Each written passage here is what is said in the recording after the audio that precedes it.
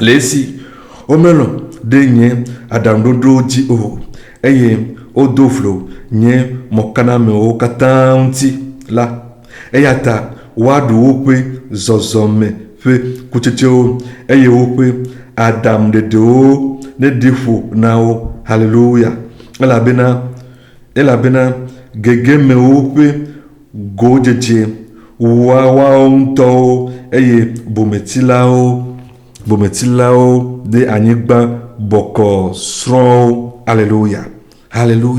no bien lo to on ke kare bona me brozane abedane maule ya hona me ano maule ya kwa me ano ko la mawa sisia no me ano di gaken me kaodi o ame aodi maula me yo maula no fo mi tro no mi apetio mi trova bonye bena le job bo fo gbe a ma toni asese achomi adi vona mi gbe no ma toro ntinyo wa oh no vien enyasi maumi agbona mi le lododo pa gba ta gba me to ku bla fo ni bla ton vont enfermer ne manya o adetio ba me to bla le otoro banane enyasi ama detio gbe ma vadio ela na no ka e dotoma o eta esi apete so yo amela esteneto ne vaibo esi apete so yo amela ne sene vaibo e ne lepe se de asi ne lepe modi som ne lepe dodo di som ne khoy pas dans dodo eta hahagbea o chokbu vangbea ma gbele ori gbere akpo no vi amo ekele nyanya sem ma uvi amo ekele nyanya sem ka popo ame do o agbeno no do ba kle ma ule ka popo ame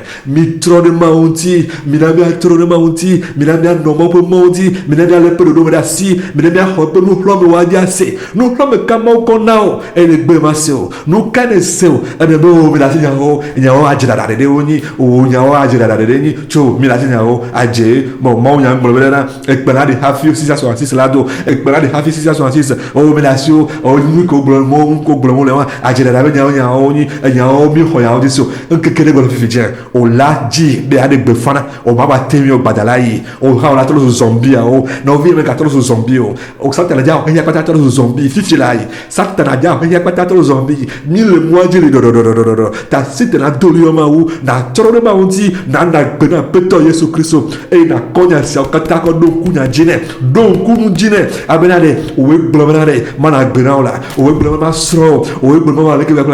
o we gblo ma nu ke to mi leke wo ya o we gblo ma o do ti ta me toro ntio a peto Yesu Kristo e gbere ma ji ma wo o do ti ma se o gbe no vi lo to anda gbe na peto Yesu Kristo ne gbe va ko wa ko la e kwa mo ko la je ko ma pli o ta ma gbe ori o ma gbe mi o hallelujah e jide pour la nation bo hafi jide pour la nation ele wala na gbe na ma o jide pour que fo jide fo me garantion ele se bloquer Autriche ade que le gbe na po e ke pa de la bona po e ko ta do e comme me le be a jira la e o ma o be na no a jira da e a jo ma tem be no ke ma e ko ta do gume vo gbe me le henu na wa me ganu agbe na ma o no a ko ta do gbe me a bo wo la leo ta le be na do kio no agbe na peto Yesu Kristo e bon ni bona puerea un de ya to hia vivien un de ya to hia vivien o ma ba tem po no adu ma ba tem po si tete anu no vi e tro de ma unti a satan ya ba kata amwa no du amwa no zam amwa no du me wa du e na atro bo va atro na gbe na ma wo no du e tro zu ela e ya tro zu zombie o la tro zu nubu e ya tro zu nuko amono nuko amotro zu no abe game ma tro e ya tro zu nutu tro badala inao ta iya nisia megade me badana na ma no venu mianu ma no venu ta ma me ko chira me bo e da sisa na be wa wo ke ojibe hawo e da si ele bele be to ele li do e hose bele ganye e hose bele nuti awo ma osi ya mamlale ta mia mi le mo pono nya mamlesia mia mi le mo pono nya mamlesia apeto so apena o benare e doji ponami apena be doji ponami wa ira o de ka wonko mia yeji mia le dodo table voix sieke et coucou banto le dodo table voix sieke coucou banto le dodo table voix sieke ta voix sieke. Ta voix c'est asieke. Peuple banto. Mais le mot ponya. Le Yesu Christo Nazareth peu comme. Amesi. Au camona. Zigede. Que au Saint-Amela. Agbaze kakujukuju. Eye. Bedada. Mano o. Alléluia. Amesi au benyana. On vient zine ne ma au benyana o. Zine ne ma au pasteur zine ne ma au benyana o. Nous kao le to go don to numero. Nous kao ne le promo. Feu du kao le tolo numero. Le kao le benyana o. Le kao le tolo me gawo. Do to ma o. Ale bakle alesia. Ale ya bakle alesia. Ese aye miaji. Ese aye lusime. Ese aye haji. Ese aye ngo. Ese aye mebedome. Ese aye titina. Ma o le benyana o. Ma o le droit dana o. Dene le ma pas dans hodisia. Dene le doto ma pas dans hodisia. Il y a des bonhommes. Mille il y a des fifidien. Mille ne font. Oh, egbe o le to, o le jamino hume, o le yi. C'est permarché. I play ya ou vovo anu. Abele kele o nyanu ike bonhome le to. Abele bonhome. Un kikare bonhome fifidien. Agbare kuja jeta jina o. De jejo la kaka. O la tuo mi. Ta doto ma o pegbe. Doto ma o pegbe. Nous que le bonhome me gawa. No vient se. Et hakplo lokata. Nyame o kata se ma o pe viola simena. Ye mile blonya vlona o. Mile flou. Mile ganti. Mile meme podontia. O yine bon fidien. Et gars, quelqu'un de fou, il que le compte de oh, il y avait hamé à 10 millions, et le compte de 20 milliards, et le compte de oh, il y a 100 milliards, et le compte de il y a gars pour le bon 100 milliards, on va y aller, mais gars, il y a toka, on y a mes vieux temps, il y a dit comme il y a de milliards, il y a dit mille milliards, à vola doumi, il y a trop de zombies, oh, il y a trop le mien peu jome, oh, hakplolo katala ni bandi, mi trop le mien peu jome. Mi trole mi appelle Dieu mais Satan a peur il a fini fidèle elle le doudi pli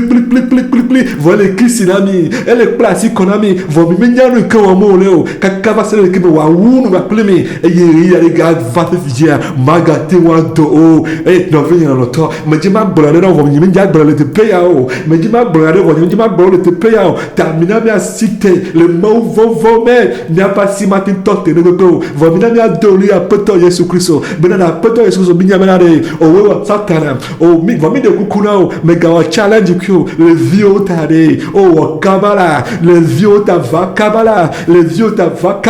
de o de me brana no me didi ke ka pota me ko batin pode de wa a poto Yesu Christo ye si amfo no fi tite na topera donc kumba do kunu jina ma le penyamela chomba to penyale ma le ma penyamela bani we brana ya donc kumya di de mi vieux bienya de na da simia troa de o nya brebe le ya ka kata be no wa de ya unu fwa de ya melewa fika de leo a poto Yesu de na de lo mi apeto to na tro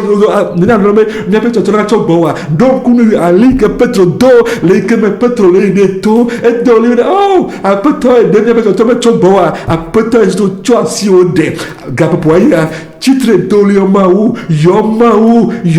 doli yomau chitre na doli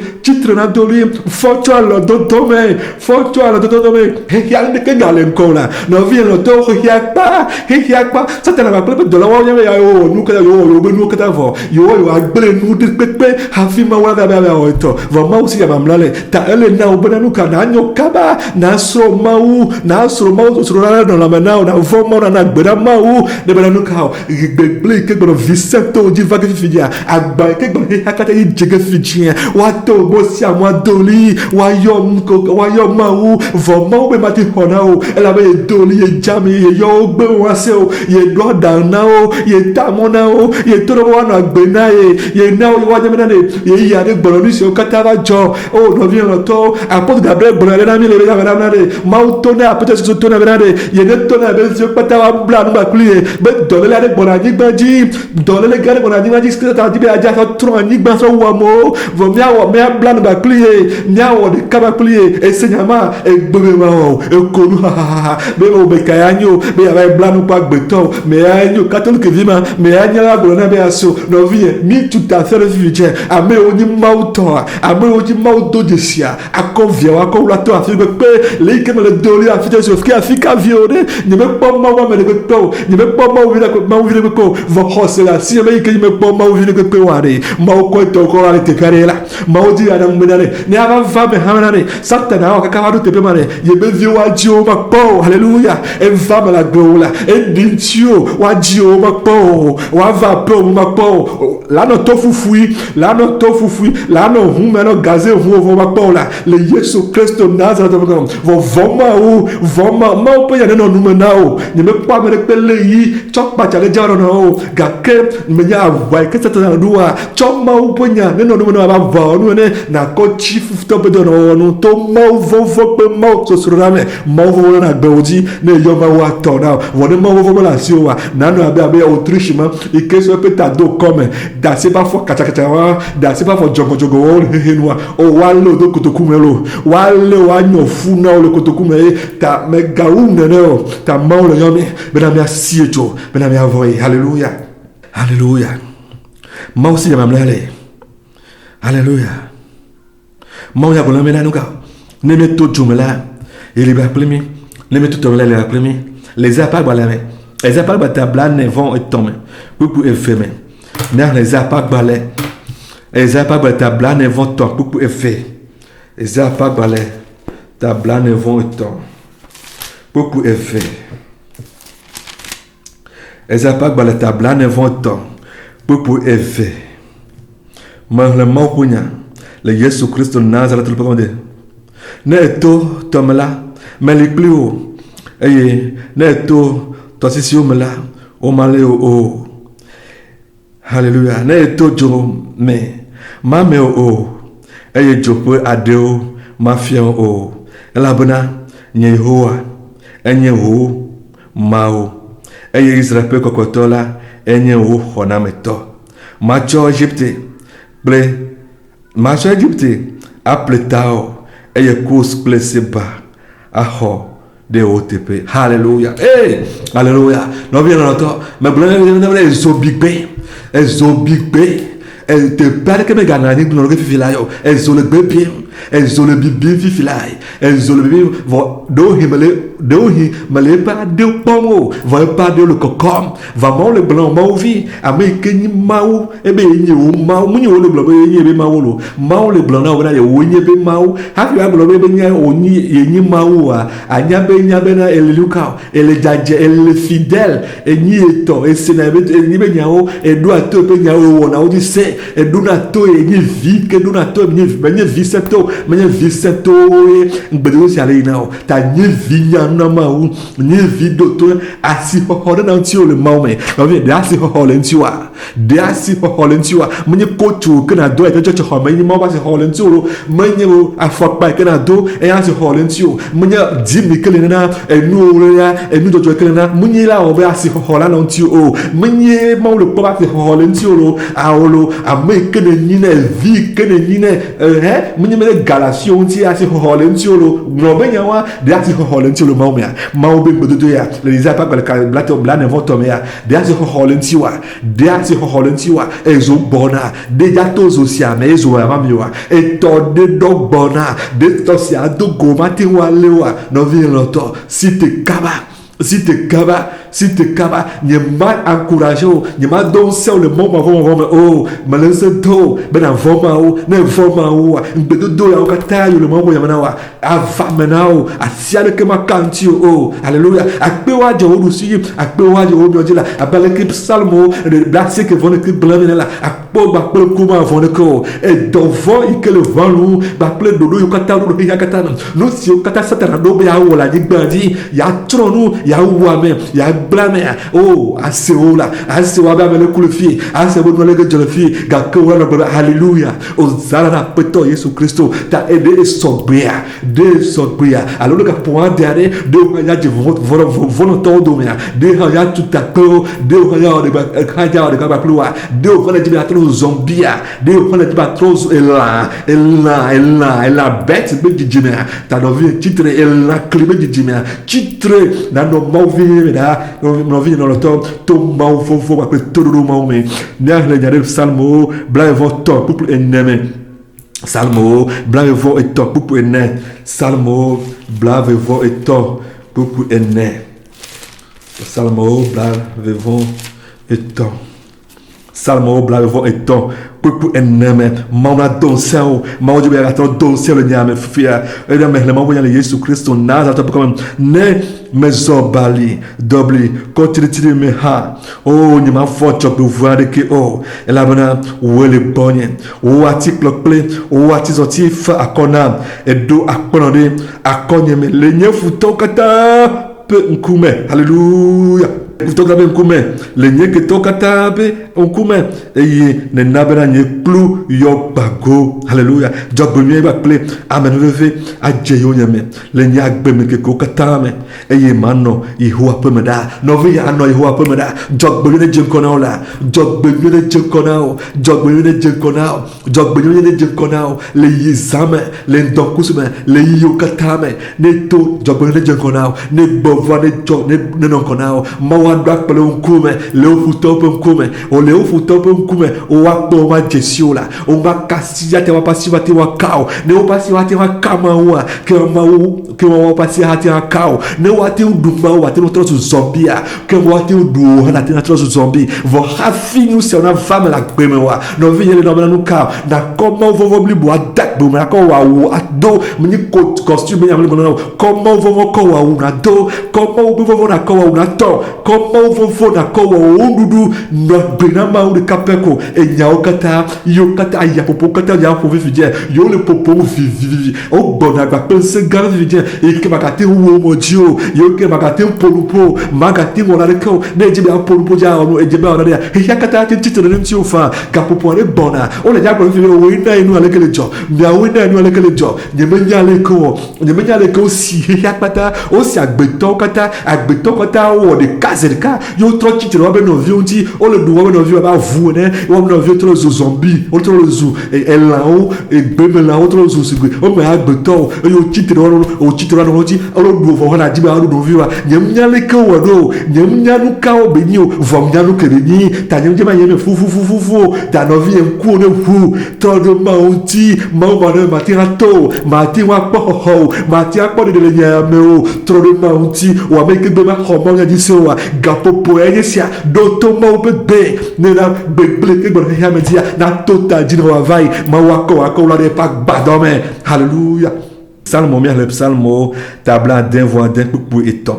miahle mawo nya le Yesu Kristo Nazareth ƒe gɔme miegblɔ na mawo be wodzi le wò dɔwɔwɔ ŋu loo hallelujah le wò ŋusẽ ƒe agbɔsɔsɔ ta mienya miagblɔ mawo ɖe nu ka o ŋɔdzi le mawo ƒe dɔwɔnawo nu mina miagblɔ mawo be ŋɔdzi le ƒe dɔwɔnawo nu mawo metsina megbe o mawo metsina megbe o midzatsi megbe gbeɖegbeɖe o eya nyi gbãtɔ eya nyi mlɔetɔ vɔ ŋɔdzi le ƒe dɔwɔnawo nu to sia mianya be ŋɔdzi le mawo ƒe dɔwɔnawo nu le abia ɖoko se be aleke wòva me o eye aleke mawo te wòale o aleluya mawo na nene mawo ɖe mɔ na nene vɔ hafi mawo la ɖe mɔ nenea hafi mawo la na ava me nenea nabena ame geɖewo trɔ ame geɖewo kuna ame geɖewo gblẽna egblɔ be yeasɔ Egypte le esa ƒe agbalẽ ta mlane vɔ tɔ me na kpukpu eve me na yeatsɔ Egypte kpakple seba aƒle ne miaƒe agbeta yeatsɔ ame vɔ̃ɖiwo aƒle miaƒe agbeta vɔ ne mele na agbe na mawo ɖe ne menye mawo tɔ aɖe ɖe mawo ate ŋu atsɔ ame bubu aƒle le agbeta wa sata mawo atsɔ satana ƒe viwo ana ɖe agbewo ta la mawo atsɔ satana ƒe viwo ana ɖe miaƒe agbeta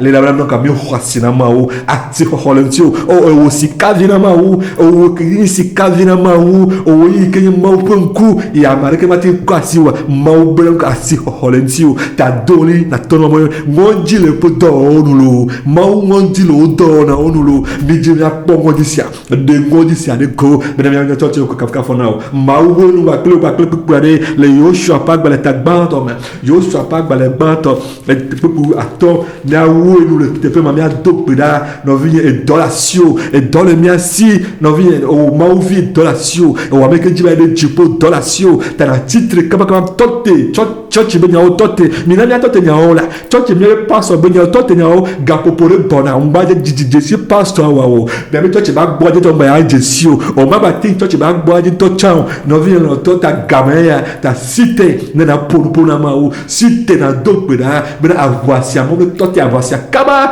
mawo ne tɔte aʋasia kaba eye wòatsɔ nu atsɔ viawo dzi wòatsɔ nu atsɔ viawo dzi miawo mate ŋu aɖo nu ne o aleluya gake miawo miado nu le ne bena egblɔ na mi na nu kɔ mi ayoe e ke me atonami ya de nuka kako wa sofiami apoto Yesu mi le yole kapo me de nuka kako sofiami no ke hiamati wa atin wa gbon afo no ke hiamati se komo wa o toto hiakata la peut Yesu toto hiakata ne wa nyame wonyima wojima wala fo avun vi o na bahaola bevu vi o e la clivia o na bahaola o ke wo jipo wa tuma de un selo go kapo ya apoto Yesu de un selo go la na wa nyame wonyima wala yeta mi o mi le yo do fo de un selo go ne joko kata wa vo wa pe alia sonao vovo di afokata ne wa nyame asio nyame mlale ne wa nyame wa yo do tenemo muni satana do tenemo mi satana do yo ko ko ne do tenemo ke bo wa peto Yesu do tenemo alléluia mi ara Yoshua pas balé et taban pour puis attends Yoshua pas balé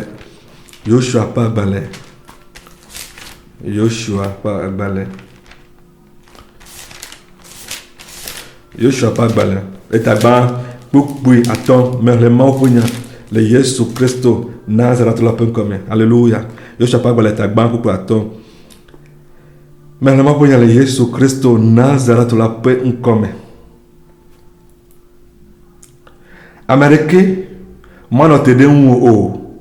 le o agbeme nke ko kata me o alesi me no ple mo sila ne ma no ple o ha nyemade asile o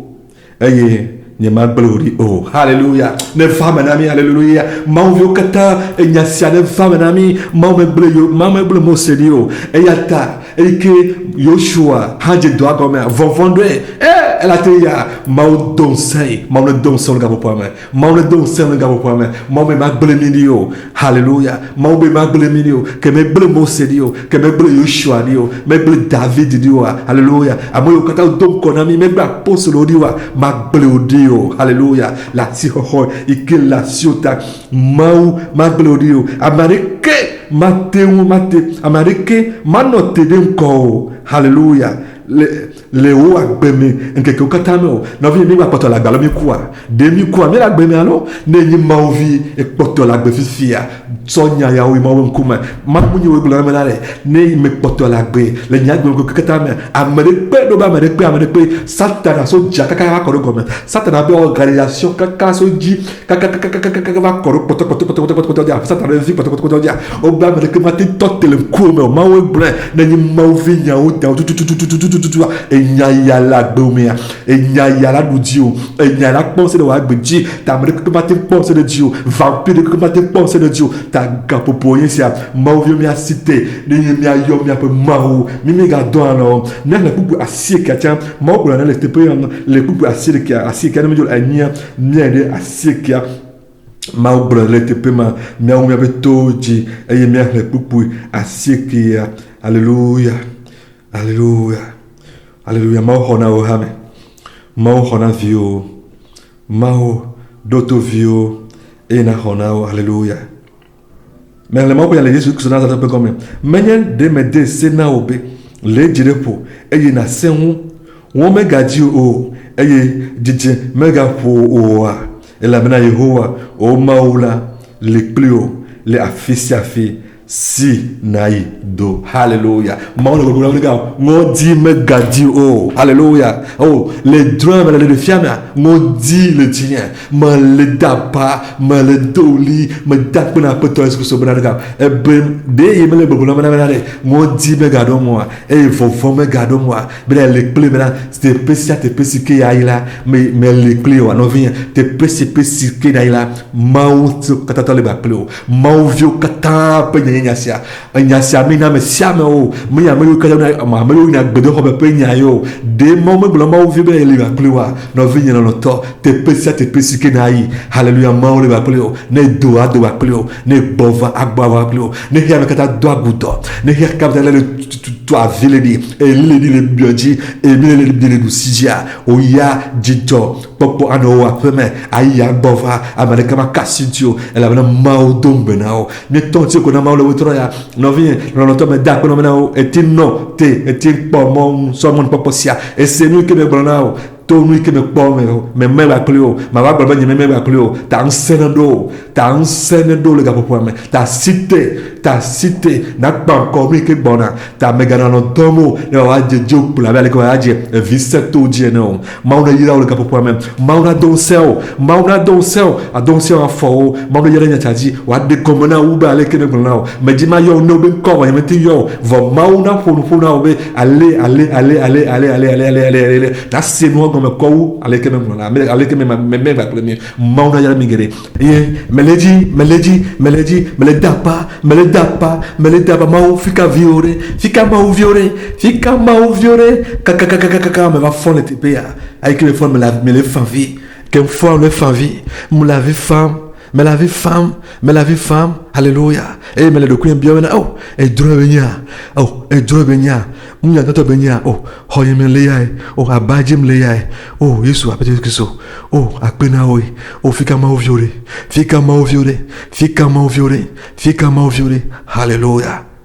alléluia no vine pote pe matin no eno manya popo croix nyemele glomana na je vovo comme oh voix oyo no ne alarme ne alarme dia alors ne do et mettre alarme no portable alors ne dia que moi anyame enouveau veare lengonao enti alarme varo tanenya ava alors seigneur ya na be maule na alarme bende bona be mia fokaba alléluia mia dongonao alléluia mia dongonao mia dok be mettre après ce soba encore oh minya benade elle allait appeler aller voir peut-être escuto oh haremiantiare dongonao la haremiantiare dongonao alléluia haremiantina dongonao donkumiaji alléluia no vient longtemps megavo Dieu pour la nation elle avait mort à l'ennemi assis et son dit la semaine nous quand be il se mêler pas les gros fika ma violé il y a nous que le mot fika ma violé et tiens ils font ya alléluia no vient longtemps et que me font là de temtien elle avait me pense que mon papa que me galo est-ce que elle est le wa ben no kata ovo est-ce que no kata pas alors mon papa que me galo na kristo mais bien le coup y avait pa evorenema boa e doi ke mau to do be yawo ya de peluvo boa ela da se satana kwa satana la pudu kaka boa aba glene be bola to ti pata ne bola vonene kwa evonene kwa ma evonene kwa oh no vie no to la nyeme ba elle n'a pas ma potentiel ba pas c'est be vo est-ce que mi yawa alors odi fio ale ko ya do miadi amiawa o de fio ale ko ya do miadi ale ke mi pa ale ko zo mi be foto zo mi ka me ko gba poto wa ne ne be ne me nwa voix mautro don sem la nyeme gba ya te peto elle na bena ale ke makudo ba ma de do kunye master jigare kwa makudo kwa akudore pa ma de do kunye pa ma to téléphone parce que nous que bois nyendi ba ko kunku bere nyendi ma se kuto bere ni matin no nyawame no pote pe o matin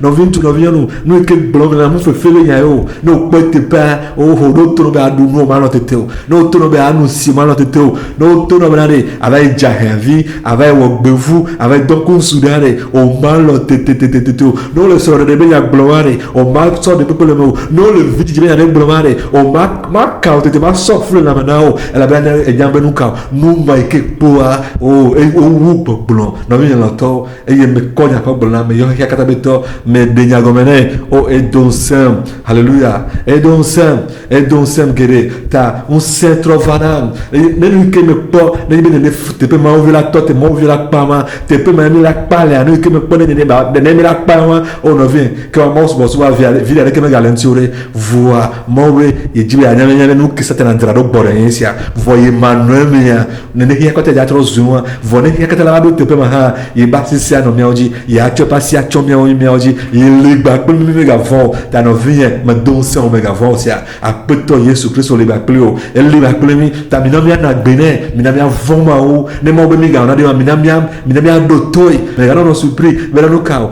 ton bebrika va viseto dia na va hanjio na va fika maware fika maw ao ele edombe eben bedodo abetro eben bedodo eben nyawoni ta me konya ko le do sen ta on se de gadom eye ta me jibe mamanya se baklo ta oha nesia na me bakla mare e ke me ni vegbe me bonya le ni me do français belle de fia me vegbe me wonwala me jibe ma belle vegbe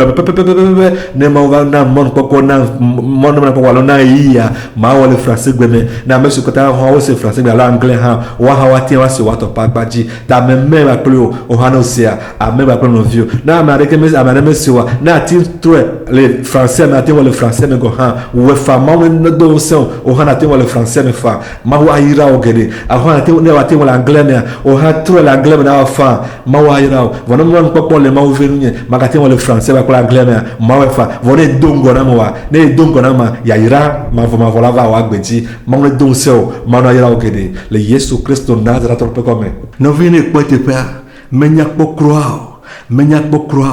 vo mele pe obna fifi lebra mega na mele obdomo mega do hadeo e hado plan megedo ko de begleme e hagedo plan megedo ko de kuma ne donku na bot pentia le fia pas gale banto e fia pas gale banto ta blame vo de ke et fia pas gale banto ta blame vo de ke pour 8 ans ko de 8 à 8 ans ko de 8 à 10 mia signaler le front ale ka mo se o bebe nya ale ka mo se e duplo la jujo mau be fie mau be vondro la o se obe Jezabel B Nabot B yema le ke na fiao Jezabel voici o katanya la ba jujo sijansia eye dumevio ha o sijansia eye okonya si adenu eye olenya si adenu le ke me olebe wa bio mo blande nu kaijo de nya te pe nu ke blom Jezabel agbale ke Jezabel na besron mu ekude na bontare agbale si ade elemea o mi jibo wa bio ma utase o pasanya si ado eye o chi na bot yo me kakava ko na bot ko a no venga bo ma u de ka pele nyasiame e nyabena amekale to na te pe amekale dadio vo bibla blona me pepe aleke no le bibla ke mini mo ponya e blona me pepe aleke no ole no vele ka papa mekao jine Canado, Mekao Domanello, Mekao Meneti, et il ne l'oube sem, et il ne bebe ma Thomas au bebe, et il ne bebe ma Jima au point commun, et il me dit me lombe, et à bioma on est si que le tojomo, obelo, obe kaka, okona bot ko balo la la patadame. Voyez bien même au kata, on n'a pas de le souma formé. Jezabel uyolo, Ahab uyolo, Jezabel uyolo, Ahab uyolo, Vonrola uyolo, juge uyolo, avocat uyolo,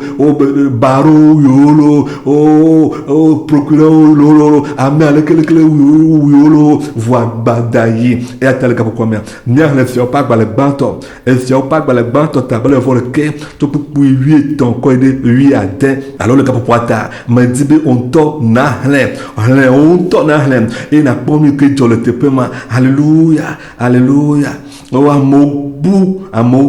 e yoku to alapa se semen no vient le capo pour amena me ka ye jineleo me ka penya semnelo no ka semnelo capo pour amena e ke akpolo akode kuma no ka semnelo alors me ka oji ne pa me ka do ne pasa be de akpolo me de ke minya de kele de ke mo akpolo de begbele me akpolo de kuma le capo pour amena to obe no vient doto mao ela egbea na tin bebe ma se mau punyam na tin bebe ma de kaba kule mau punyam na tin bebe ma do haba kule mau na kota pong ba ai podo kule apipi men abo mele to akpodo kule apipi men mele jere kaje akpodo kule apipi men o me fofo ano po kota ba a ho se bena de le jojom a ho se be nyina de vo yi bo na bena ne va jola nyi gba dia o na po be yi mega nyina de ke yi mega le boade kwenu o yi mega le boade kenu o yi mebe wo gaba boade kenu o me etuare eye gbada ayina o mauma jibenare na tonu siama o mauma jibena batro so de ma ba me o mauma jibena na dotoe e kapeko e mena gbada mega va ideo mega no amayoko o na bot be groupe amalo hatotome oh bioma ubenare enu ale ke lo brane nu kale to chomo enu ale ke yamulu bokura me antiare nyatepe onia akpobe nu kai maulatin aplonao hallelujah hallelujah maulo yo ne Samuel pas balé banto talba vivant autant chokpui e wo ide vieton Samuel pas balé banto t'avais pas blave voto Samuel pas balé banto ta blave vont eton chokpui e wo kode pupui vieton hallelujah pupui e wo kode pupui vieton mais le mauponya le Yesu Christo Nazareth la pem comme eye David blobe Yehowa Israël pe mau o dola sebe sol le didimbe yava kegila eye yagble dula le tanya de kegila to achop ade asi nea eye de sol le vavake abe alesi o dola se enea Yehowa Israël pe mau defia o dola dro hallelujah Yehowa blobena ele vavage eye David blobena de kegila to acho miakple nye amo ade asina sol maha Yehowa dombena wachomi ade asi tete David ple epe amo wano ame alafa ade o jemo eye wo jocho kegila dota afi le yim ko esi ova bleu na sol be David sito kegila la est assis hohola amen no vient et c'est nous que moi pour y aller boblement moi l'enfia David peut y avoir ho David mais tu n'as pas beau ya on aller ko obe amene ho révélation lo amene ho révélation bele kele lo ame aller ko lo ke amene aller ke ho de fia bele ke ame on aller ke pour ba si te pour croire alors si à croire pour attendre de wo ki me bien mauta se oh ne seigneur na la e na de mau fun kume hallelujah vai do David pas mais si na te po awo na de ko bien hobe mailo alo manani mawalelo alo nuka mawo hallelujah et c'est obe beselo David et c'est obe sol bona doabe kegila et c'est mnyebe e hode de fialo et c'est obe peut-être amanebe ye hode de fialo blonné alors c'est toi amanebe nous alors amaneba kato fidèle ben na ya joma voix David même quoi c'est bobe ho ameme kaneji la obe ho nous que be blonné le tepe ta me kaneji ta nya automolo et son anya ina de maupem comme alléluia maupa me pedo yesia David miame bobenio bunyin tele ba me benio ta no vinye o ha munyin tele ba benio ne sinade la bioma obonu kayo nu kayo nyate peya nu ke blomo le ade nyate pe blomo le o we bloya zerka zeto David e bioma u nyawo be bona ne fate te peare de akomia ko dia sina kigila towa e de komia kigila de o ha wa tromia mautu me que David se va be ok azo afokbo jina khona gogo e poteba mo pata ma toto kura la ma wo funfo nyame nu ke soldo e bona kokokokoko ta ke mo funfo na bio mo gbe e mo funfo na ya e mano tere te special alléluia ne mi po j'ai dit en tant que les que wo le gbedi les que media to ba pour na po nu e yo la blele e yo la blele e yo le e pas blele e que mau do be do la va pour na oh j'ai dit on met te pour ha obe mau do la mau e bien mau e de veton ho jesi hafi de zon alléluia amen non vigne non le tort mais gana obo semo me gana obo sem e na titre mau pas mon tio me kabe obe senel ga popo obelo no bien me kabe o la be amenebe kakanale obe kaka atron do kwa on tombe senale ko ne va doroma ko malo bien nare nu ka dino le tepe o vigne nyonu nu ka dino le tepe o vigne untu abe oh ma o apoto Yesu Kristo on to nyae obena de mais c'est be wa ba pour Gabriel ade e wole kelo me hoji c'est ça nous katane bonana de me hoji c'est vraiment te perdre oh obela oh be c'est o me ka be o vinye nyonu no ba me ka o be amele ke be o be le kala me ka to na me avec o nyemnya o de abdo bana de vinye tu vinye nyonu e ka c'est o be ade de ni yen kuma de ni bio tanye sia de ni ponfona wa e ni do pejina o be so gbezia e ka c'est o be wo sare jo le te pe ya mega passe de ko mega se pe nya o ko minye o e ge o me mega so le kele meno munye e ni o gale o tona no vinye oh est-ce que bien mauna na ne mama pour na fi la yare et que amolo titi da pose Gabriel ko hekata betonti ne ya mama ko no fu no fi luyo kata mekpona kuna nentia edoto ka hanye megbona ne o ne me magbon o aloma no camera me kuma video a o no vient video la ko video l'internet ka gbelati o la be o ame antore e va le subo apot Gabriel ya ah o mu ne be nya o enti mana na nya gbemana de nuyo mawo de fian kurentia nyere kamele te pe ale ponpono le glomana de nuyo ke mawo de na so fitia o wo nyon o ba te va flumo o wo nsu ke le senye gbe o ya ba te va flumo gbe ate va flumo so gbere se gbere kabe amere ko Mose be nya va sama Mose na Joshua gbere ale se gbere be amere ko Joshua pe nya ko de Mose boa Mose Joshua be awolo Joshua titere de ntiolo o se gbere o ma se gbere o ne ya no nya wa kaka la go ba la detale o la sotana o ne va Joshua go ba le Mose be ya na Joshua de Joshua la sotana o ma e la sotana hafi bo se la va se no vi la no to tade me jima tona be no ne se so e bo no ne po so bonne force be amen ade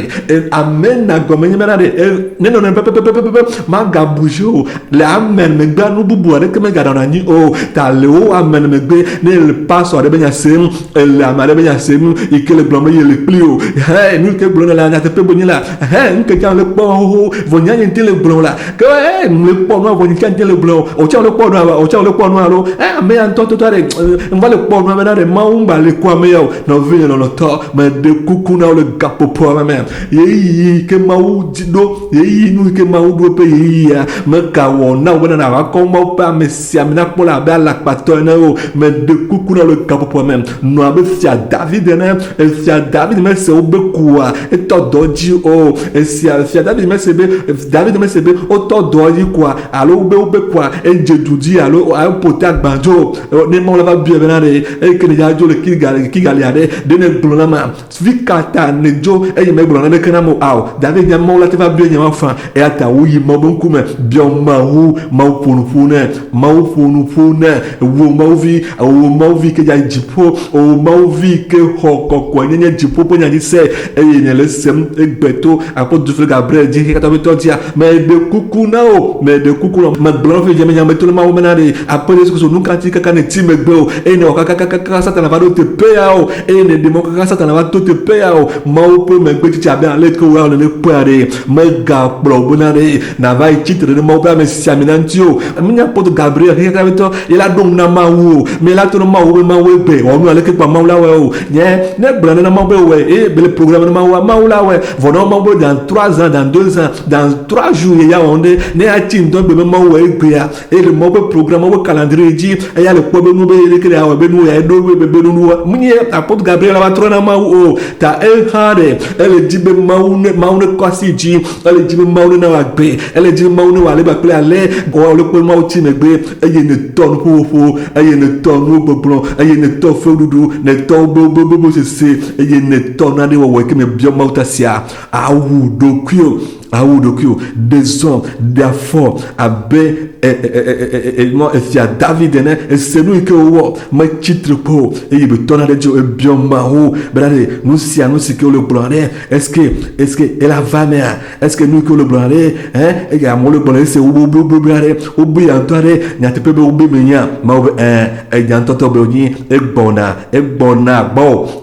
bona bol de kigale e wa choko dasi e ya David Joe c'est son sebena David mega te pe ma e dasi hoholata e dasi mega titre de ntio e pobe ai cha maudine yes e David e to le sol pe asime no vinha loto no vinha loto nunca semnelo do hina sebe apôtre Gabriel blabana Israël spirituel bien ale ya va o kaka kurba yo le senade ke o nya wa de ke balolo o nya wa va yo o be ajel o nya le bible amolo o ke gloso be amen o ke pour la mo ku do nya sianti no vinha loto o e bu wale nya o blom mu o sisi fia nunca de ne be ma o be kumia alo ne de do akume e va no sro ba hatame e sro pe jipunu funa wa alo nunca funa o alo nunca yo a funa o a trotagu bena nu ine se vai so va tros e unya te pena va tros ala pada da gbe no vi me de kuku do agbeta tro na bova na dimo po nkume na le mu le kapo même abe de haene abe soda bien abe chukutu ne yenele po gegegele no je do sije le glele bova le ati le bova mais de kukudu agbota le frein alors le breki tote aye na bioma u adona ma wona hona ba te peke do la fo ba hade le mue chaka de vai ba gbeta aye mau ato ahona e wa ponu funo a doada na be na tok bova kaba hafi e vont navatu hafi e vont ike bona e visato dia navatu no vient longtemps mau do pejina David alléluia e o pote pa bango e o jo le tepema e lo fa be ya kuti Félix do passer ben ya ti sol passer le tepe ya e aussi le sol nous alléluia David me do to mo pe gbe o ke bo e do to ma pe gbe alléluia e nya bo nya le vere e nya be nya to heoni aye wo kaba o so fodo nu aye aussi le sol nu alléluia da pe na ma o David ba gbeta no vini ntu no vini nu o ma o pa me no abe David ene nya se nya kana se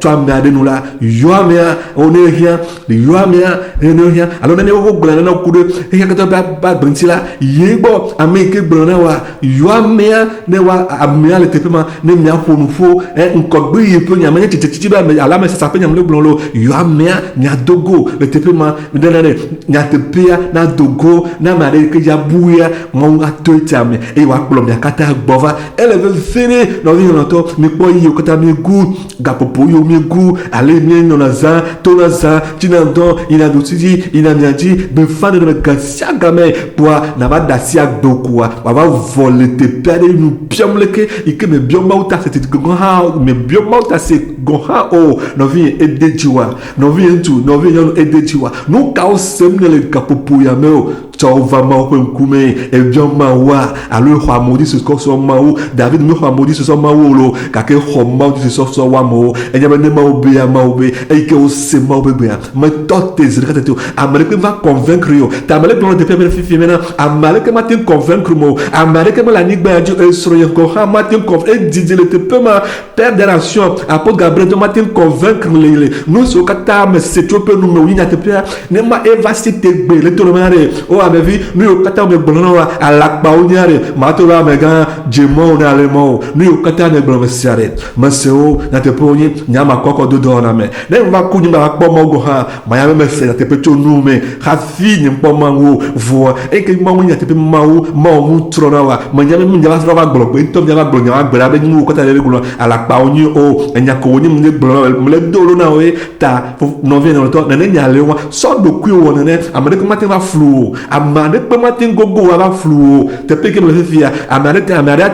atisité aba dajele apôtre Gabriel aba dajele ti le bo fa alors aba dajele amarenti amade bo ke gogo ike o jesi ike atere gbolo be be Josué Jacques belekelo fa me to na peto Yesu Christ banade e won me ko da sine amoyo kata ba daje won la siande ne po ba mo o jakaro popo ku ne titele ntinye enu nye le va dominao me lo na nya gbo e ye de ba dajele ansigne ne to mo de kokokoko e to amare di e jamais ne va do na kofi e va do na komla ajo abla bo ye va da na apôtre Gabriel bo ne ko ne bule kwa e la do to me na apôtre Gabriel to be oku Josué Jacques wa to adro di allo ne wa hai Josué Jacques ne va do funu no vi na to ne nya si amuso mo pe nu me o eye o ne va dajele nu nya rebe me do gbera ma pe to gbro nya na pe so brade e ya ma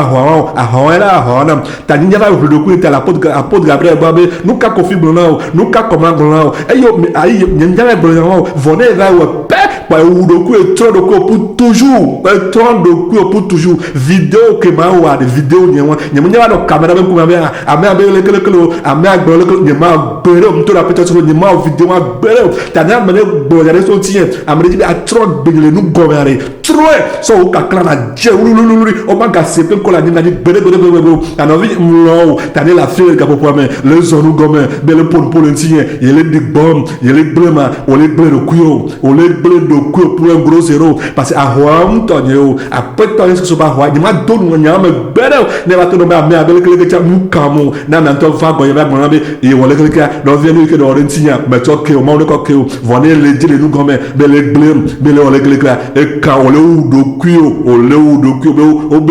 bello voilà c'est ton affaire non vient dans le gars pourquoi mais trop de mounti nous katanase nous badabadao à la payo kata on est sur à monti tu as mon nous kura po Gabriel tia mais de kukunao mais de kura troll au dîner troll le odime net klinu janya nyamu kaore ne mawo kuma wo l'entraînement mawo le fionui mawo so ebe dola beni e da me sabina beni ne mawo so e oku yi terrain o va le entraînement o le putu o le jani o pas entraînement de pepo o nyanu ke entraînement o be coach allo coach le plan ebe double view allo ebe nous view o nyale ke benona o to na nous se sama e plan o to na se tenem gadam o janani to entraînement si amala la tin la fofa amene pas fo la tinge amene ta pour la format tin blabé o entraînement quoi amene pas formé quoi na ta pas de dodo e gelo no ale ke wolo ma on ba le plolo ma me kaitona wo bleu ne va te pe ma quoi porte Gabriel do dio parce que ma o de nous gelo confiance nous la nyen tonja nyen blane pa ta mnya me ke wodina ma o ta muni wala ba flumo muni wala ba gba to no bena rebe ame ale ke belo ya ao ame gelo te pa o me poa o me chin na o kaka so be o matin o ma matin on te tete ta no vient dans to nyate pe domi kwa sa ta nyame no kata wo gloire nous kata bele bolo nyama no so ku vina na po no kata na de o mo le fame o maha de o mo do hi o mo le po o le kabaka kakwaji e galo e no ale kele ko e be anyi milliardaire lo e galo le na to polo o le na to pa mo be gamolo te gam le va e ho fetu e ho o mo le po no le va he e o le po yi ne site ne le po no bla bla bla bla bla bla ne le blongo ske jo a blo ne pour abe ale ko kuna pene ne le nu popo ti ne no vient me de kukuna trop le odime anyale ka pour le po kuno mama mi samilanti do